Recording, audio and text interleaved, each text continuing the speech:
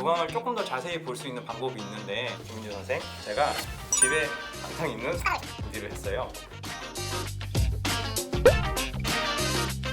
안녕하세요. 저는 분당서울대병원 이비인후과에서 두경부암을 전공하고 있는 정우진이라고 합니다. 네, 안녕하세요. 저는 분당서울대학교병원 이비인후과 전공의 2년차 김민주입니다. 구강암에 대해서 오늘 얘기를 하려고 왔는데요. 김민주 선생, 구강암에 대해서 잘 알고 있죠? 의대 전에 잘 알았는지 궁금하네 진짜. 그때는 잘 접해보지 못한 질환이었습니다. 그렇죠. 두경부암이 전체 암 중에서 한 2% 정도 차지하는 암이라서 2%니까 생각보다 적죠. 그 중에서 한 3분의 1 정도만 구강암이기 때문에 이렇게 쉽게 알기는 좀 어려운 병일 수도 있습니다. 구강암은 구강에 생기는 암이죠. 그래서 입안에 생기는 암을 전체를 다 얘기를 합니다. 혀를 비롯해서 혀가 붙어 있는 구강의 바닥, 구강 옆에 이제 협점막이라고 부르는 입 주변 부위랑 잇몸이나 입술도 다 포함을 합니다. 주로 혀에 많이 생기고요. 구강 설암이 가장 흔히 생기는 암입니다. 김민주 선생, 근데 구강암은 왜 생기죠? 구강암의 원인으로는 술, 담배, 그리고 구강위생이 불량하거나 하는 것들이 잘 알려져 있습니다. 아, 그렇죠. 술, 담배가 안 좋고 그 중에서 특히 담배가 안 좋아요. 한 15배 정도 구강암이 생기는 위험 요인이 되고요. 술을 마시면 거기에 또 시너지 효과가 생겨서 더 심해집니다. 통계적으로는 여자보다는 남자한테 더 많이 생기고 젊은 사람보다는 60대, 70대 이상의 고령인 분들에서 더 많이 생기는 걸로 알려져 있습니다. 역시 교과서적인 답이었습니다. 그래서 60, 70대 많이 생기고 주로 여성보다 남성이 많은데 남성한테 많은 것은 아무래도 술, 담배 소비가 더 많기 때문입니다. 네, 교수님, 그러면 구강암 환자들은 주로 어떤 증상으로 오시게 되는지 알고 싶습니다. 주로 이제 환자들이 입안에 뭔가 하얗거나 빨갛거나 그런 반점 같은 거를 발견을 해서 많이 오게 되고요. 덩어리 같은 게 입안에서 만져지고 해서 오는 경우들이 있고, 간혹 이제 혀 안에 뭐가 씹혀서 거기에 뭐가 덩어리가 잡혔다 이렇게 해서 오시는 분들이 있는데, 어떤 한 특정 부위가 잘 씹히거나 이렇게 하면 병원을 좀 찾으셔야 되는 이유가 될 수 있고요. 임파선 전이를 먼저 하는 경우들도 있기 때문에 이렇게 목에 만져지는 덩어리를 가지고 오셔서 뒤늦게 구강암을 발견하는 경우들도 있습니다. 이렇게 구강암 환자의 사진을 준비를 했습니다. 그래서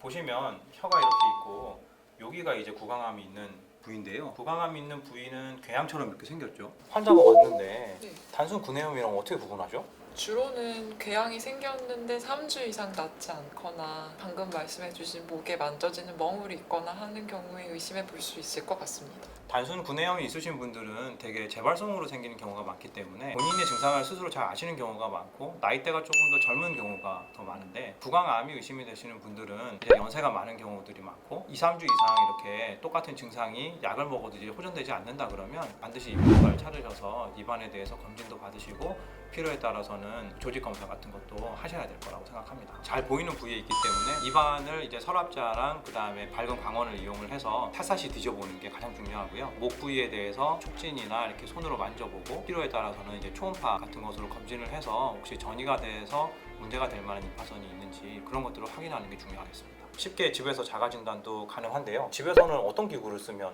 볼 수 있을까요? 거울로 핸드폰 불빛으로 비춰서 볼 수 있을 것 같습니다. 정말 좋은 생각입니다. 그리고 구강을 조금 더 자세히 볼 수 있는 방법이 있는데, 어느 집에나 있는 숟가락을 이용하는 방법입니다. 김민주 선생, 제가 집에 항상 있는 숟가락을 준비를 했어요. 그리고 핸드폰에 플래시라이트를 이렇게 켤 수 있습니다. 그래서 이비인후과에 와서 검진하는 것과 똑같이 이렇게 안을 들여다볼 수 있습니다. 한번 해보세요. 해보시고 이렇게 소리 내봐요. 이렇게 해서 눌러보면 집에서도 검진이 가능하고 서로 봐주는 사이에 가족애가 싹틀 것이라고 생각합니다.